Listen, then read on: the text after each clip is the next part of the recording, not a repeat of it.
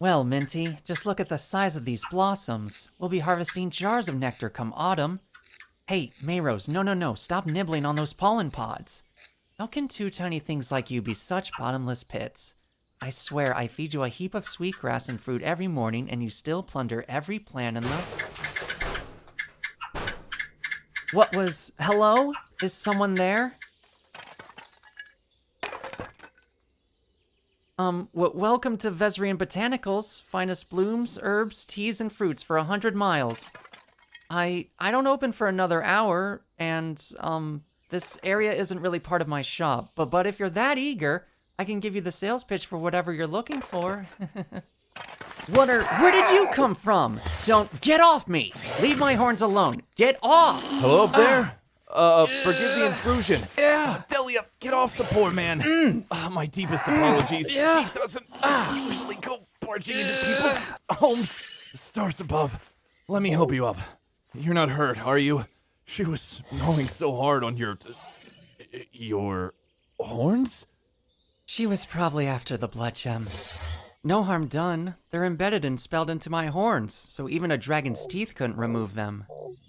Fascinating, but pardon me. My dragon breaks into your greenhouse, assaults you, then I charge in without so much as an introduction. My name is Seth Dale, traveling tinkerer, inventor, and machinist. Vesrian Bowel, gardener, florist, apothecary, herbalist, and part-time potion brewer, among other things. Ah, excellent. According to the villagers, you're the man I need to see. Oh? So you need a botanical product? Indeed. I'm running dangerously low on red leaf oil. It's the only machinery oil that is safe for my dragon to ingest when she's fiddling with all the spare parts. Could I purchase or trade for a few vials? I don't have any in stock right now, but there is a dried batch ready for processing. I could have the oil ready by tomorrow if you're willing to wait.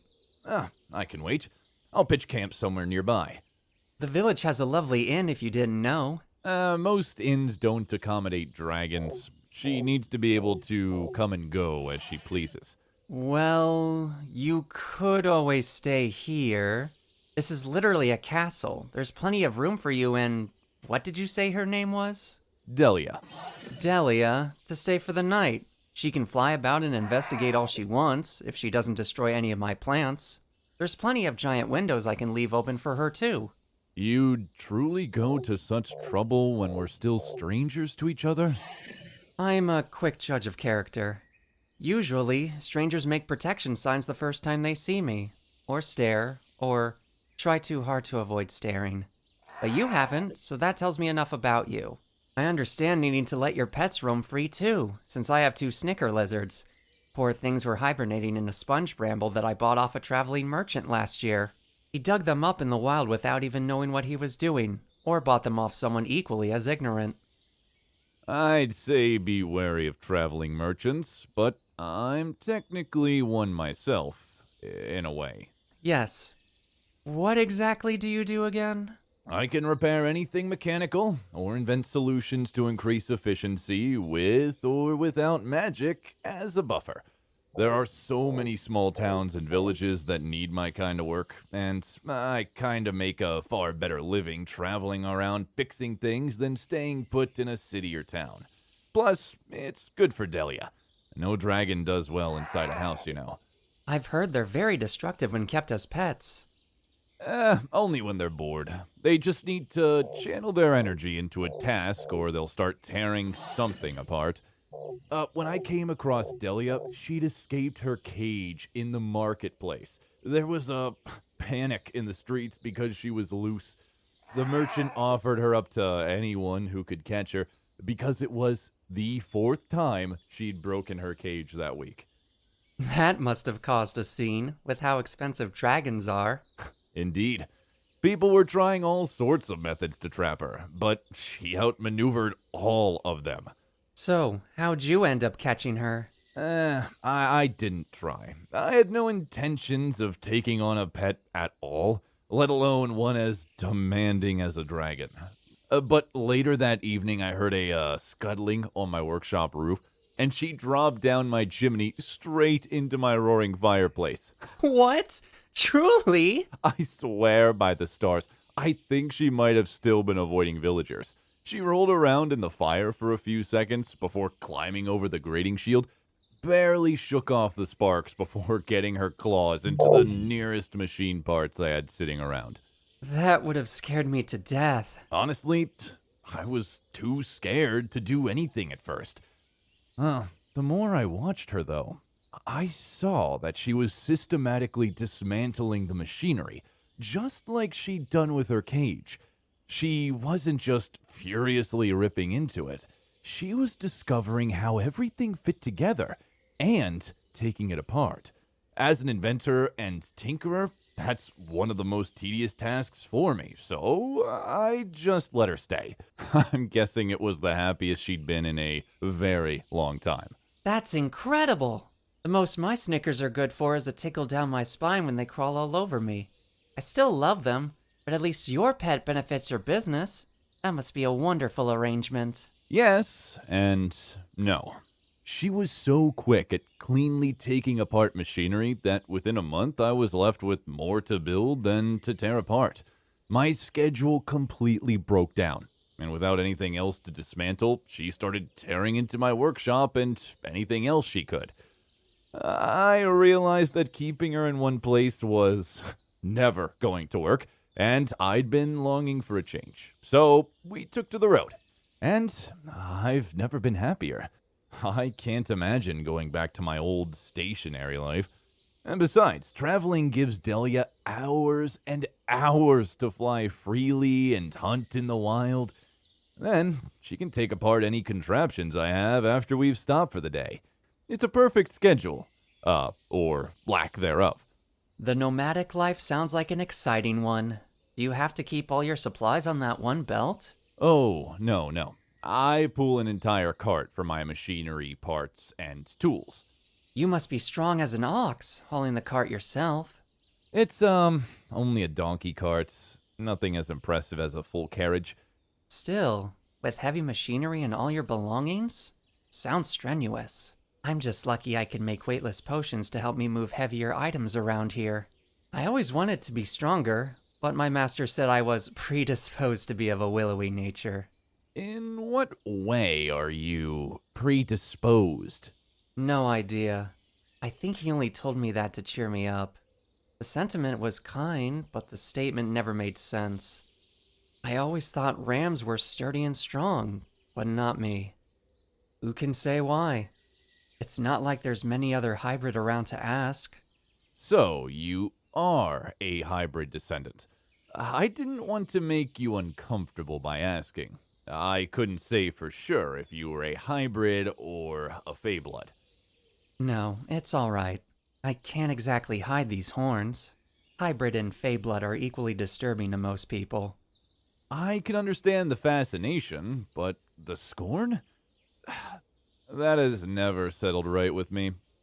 As if any of us can help who our forefathers were, whether they were criminals, Fey descendants, or victims of a rogue mage wielding black magic. None of us have an entirely pure and upstanding family line.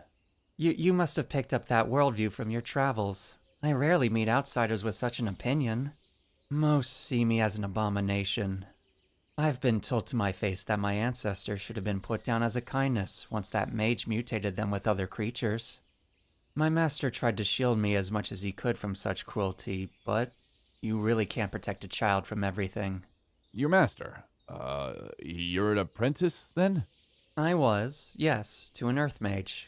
I called him my master, but he's really my adopted father. When I was an infant, he saw me crying in an outdoor crib at an orphanage. When he questioned the workers about it, they blatantly told him they couldn't bring themselves to starve me, but also despised keeping me alive. So they just kind of put me to the side most days. That's absolutely horrendous. Yes, he was so disgusted at the neglect that he picked me right up out of that crib and took me home. I'm doubly blessed that his wife was willing to care for me too. Not many hybrid grow up with one caring parent, let alone two. They sound like delightful people. Do you all live here together? Oh no, I grew up in Saldranor. My parents still live there. No wonder you faced so much ridicule living in the capital. How did you end up all the way out here? My master, well, my father, passed this place every time he traveled this way and couldn't get the idea of a giant greenhouse out of his head. Since most of the damage to the castle was the collapsed roof, he could just picture it rebuilt with glass. It had been in such a ruined state for so long that the village lady was eager to sell us the property. She even urged the villagers to lend a hand in helping us rebuild. Thankfully, she cared more about the resource than the fact that a hybrid descendant would be managing it all. The villagers obviously pulled their weight. This place is stunning. It must have taken so much time to rebuild. Almost 2 years. It was quite the experience. You're right that we couldn't have done it without the villagers. That's how the bulk of them came to accept me. You work with someone that long, and you learn their value. In Saldranor, I knew that most of our customers were kind people, really, but they couldn't see past their fear of me. But here in Rin, it's different. It's a close-knit community, built on mutual resources and flexibility. They're my people now. I must say, I've traveled through nearly every country in my 7 years on the road, and in that time I've heard hundreds of stories. But yours might be the most inspiring. You think so? Yeah, it is pretty amazing. I owe it all to my father. I'd been training under him since I was old enough to read, so I inherited his passion for all things that grow. He said that my love for the botanical arts deserved a proper space to flourish, rather than being crammed into the confines of the capital. You certainly achieved that. This is the largest greenhouse and botanical garden I've ever seen outside of Royal Suppliers. How do you maintain it all by yourself? You won't believe me if I answer that. The worst I can do is be skeptical. All right then. I don't sleep. Much. I mean, I do, but not the same as other humans. I sort of nap on and off around the clock. So, you barely sleep at all? Hardly at all. It's always been that way since I was around 6 or 7. Oh, is that a hybrid trait? I really can't say for sure. I'm not complaining. Without being awake an extra 12 hours, I'd need a full staff to run this place. Sounds exhausting to me. Don't you ever get tired? Generally, no. The only time I've felt weary enough to sleep for longer than 30 minutes is when I'm ill. Oh, I can't decide if I should feel envious or sorry for you. But please don't pity me. Even if I don't need to sleep in a bed for 8 hours, I still enjoy relaxing in one from time to time. It's just how I function. I can't remember anything different. Stars bless your way. Oh, please spare me.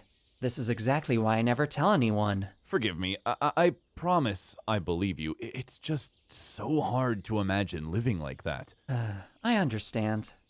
My own parents tried taking me to a healer when they realized just how long I was staying awake, but the healer only confirmed that there were no signs of exhaustion. So, we all had to adjust after that. I began studying at night and apprenticing with my father during the day. Once we realized no harm was coming from it, we took it as a blessing. Your father must miss having your help now that you live so far away from him. We do miss each other, even though we often speak through voice tones. But he and mother are quite elderly now, unable to run a full greenhouse. They own a little herbs and spices shop now instead, and it's much less demanding on them. It helps that I'm their main supplier. What loyalty to keep your business going in the family. Oh, wait. You don't look old enough to have elderly parents, unless your master was already older when he adopted you? No, he was in his youth, freshly out of an apprenticeship himself. But then, I'm so very confused. Exactly how old are you now? I'm certainly not answering that, after you tried to pity bless me for my sleep schedule. I swear, I won't react the same way. I don't trust you. Just know that I'm not as young as I appear. Not even a hint at a number. Not a chance. At least tell me if you're older than me. How old are you, Mr. Dale? Call me Seth, please. And I'm comfortably approaching my late 30s. Then all I'll say is that I'm your elder. A little thing like you? My elder? Excuse me? That was close to rude, Seth. We're still strangers after all. Forgive my wording. I'm just intrigued. You don't look a day above 20. Well, be intrigued all you'd like, but we'll both be ancient if I don't start making your red leaf oil soon. I'd offer you one of my spare rooms to sleep in, but mine is the only one with a bed. You can have it if you like. But won't you need to... Oh, right. Right, you don't need to sleep. Still, I wouldn't want to intrude to that degree.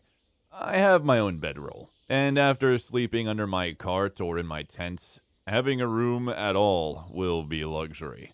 Most of the rooms here have at least a partial glass roof, but if you want one of the basement rooms, there's plenty.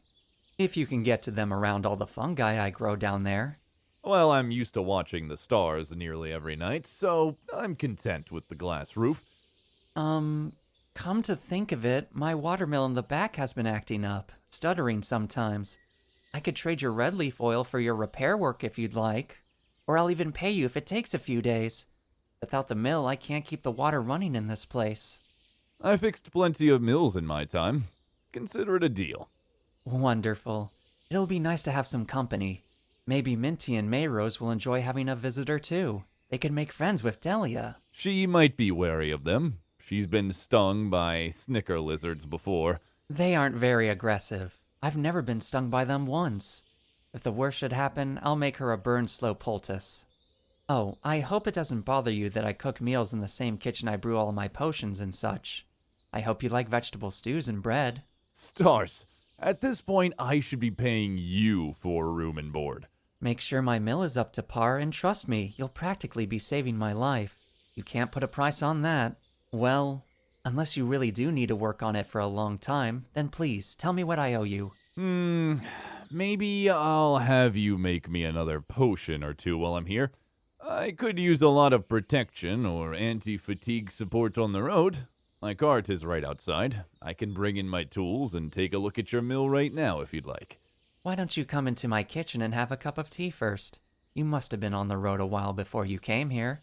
I can throw a few berry cakes your way too, while I start steaming up the dried red leaf. Huh, I can't turn down that generous offer.